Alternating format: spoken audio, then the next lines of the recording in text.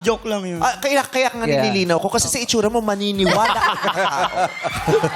Eh, ang pogi mo kasi, di ba? Salamat po. Bali, pang 3,064 na po kayo nagsabi. Wow! Grabe naman yun. Sanay Iba na yung sanay ka. Ano yan? Farm.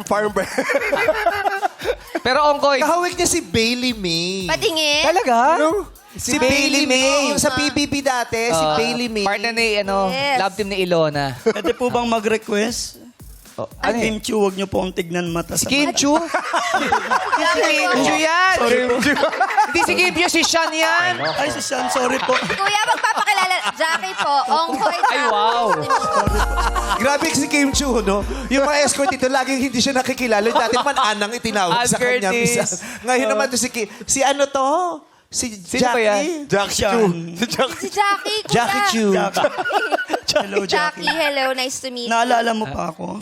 Ay! Siya may-ari ng polong ginawa mong palda. Sorry. Sa'yo ba to? Pasensya ka na. ha? Pasensya ka na sa ginawa Alam mo, sa'yo. itura mo muna yan, tapos saka ka makapag-usap sa amin. Hasty Sabit boys, eh. yes. Oh, bakit ba? Ano ba Ba't nagawa ganun? mo? Pasensya. Pasensya ka na sa ginawa ni Mama.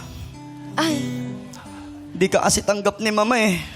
bakit? Ano bang hindi ka tanggap-tanggap sa akin, Ongkoy? Ayaw niya nang naglalako ng Durabox.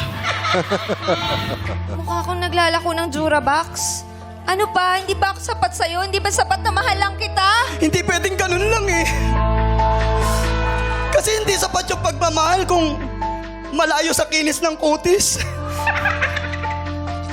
Kaunting rejuve pa. So, hindi mo ako kaya ipaglaban kung mababa tingin sa Pag akin. mo ko idama dyan, sinimulan mo yan ang walang paabiso sa amin. Tapos sasama mo ako nung nararamdaman mong wala na yung ginagawa. Tapos, nanay ka pa niya. Mukhang nanay ka pa niya. Sana Mapapalala. nabisuhan mo kami na may ganyan ka eksena, idiretso mo yan ngayon. Nandito si Mama. Kahit yung nanay mo ayaw Kung sa'yo. naramdaman niyang pawala, i-join niya ako. No. Hindi Alam sapat ko yung ang mga plano pagmamahal. niyo. Kahit anong pilit mo. Tawid mo yan, Hindi ka Ongkoy. mapagbibigyan ng puso ko.